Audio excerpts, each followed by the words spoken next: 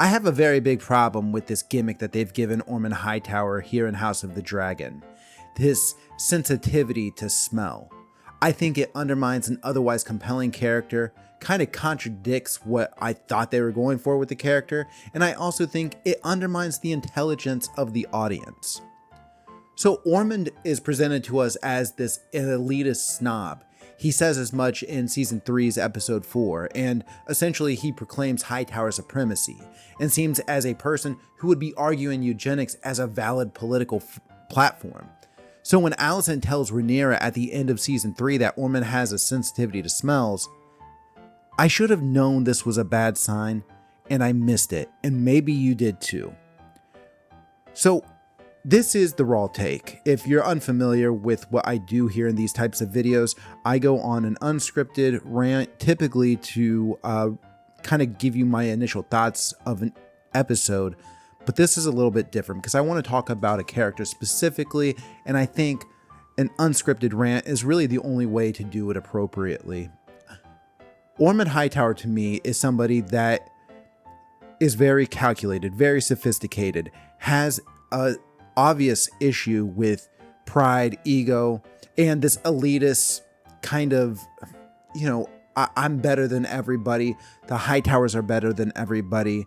And everybody else is actually just some sort of contagion or some sort of sickness that we need to cure the world of. I mean, he damn near claims that he wants to perform a genocide on all Targaryens, right? There at the end of Episode 4. But I don't think it stops there. I think he believes the Hightowers are better than everybody. Inherently better than everybody, as if they are God's chosen people. And that makes sense, right? They're backed up there between the Citadel and the Starry Sept. So much history in Westeros that we see all the way in modern time, well, modern for A Song of Ice and Fire and Game of Thrones.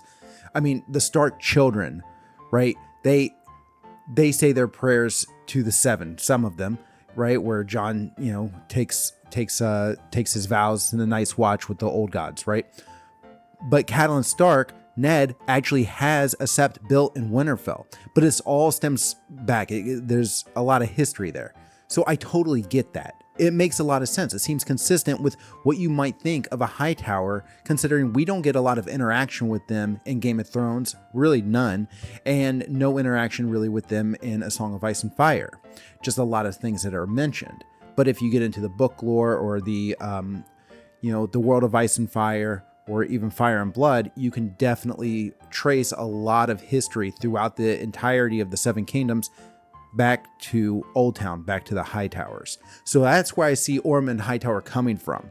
But then you introduce this silliness, this absolute silliness of him having this overly sensitive feeling or confliction with scent, where it can just totally disrupt his entire day.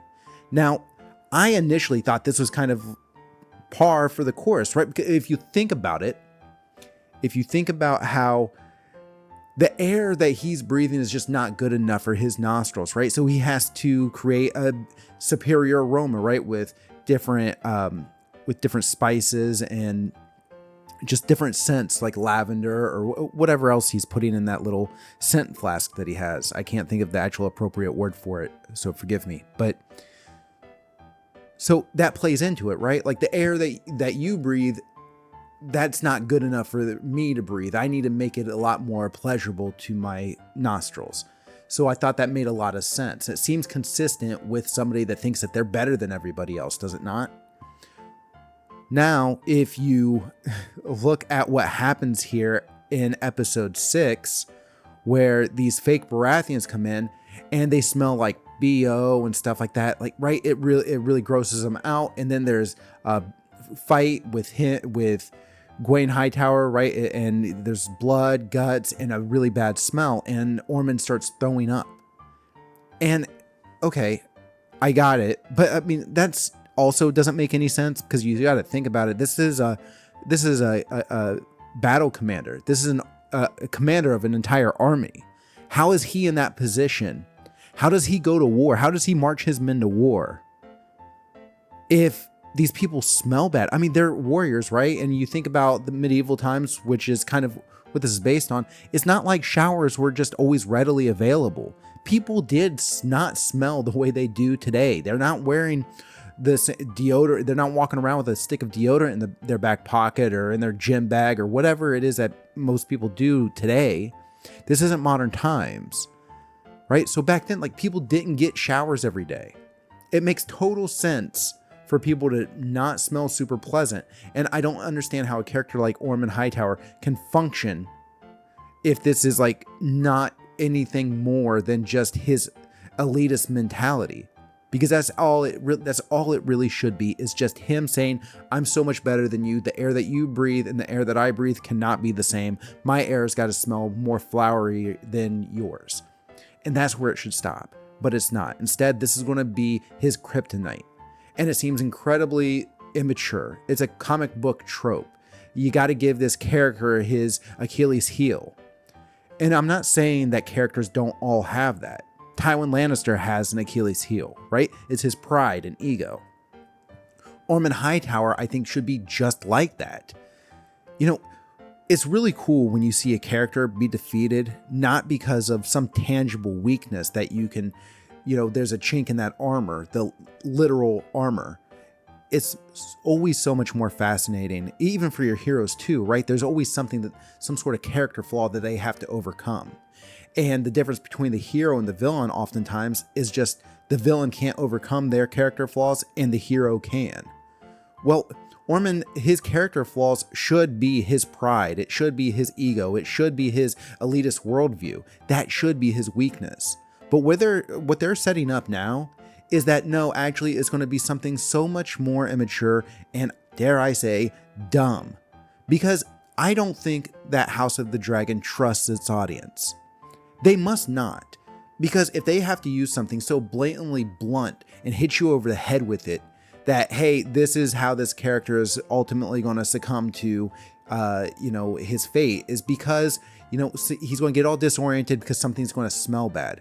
And we're going to totally forget that he didn't just stand there when Tessarion, after Daeron killed Kat's brother at the end of episode 4, we're going to pretend that Ormund didn't just stand there and breathe in the air in that room when Tessarion lights a human being on fire. Burning flesh is something that's actually okay for Ormund to breathe.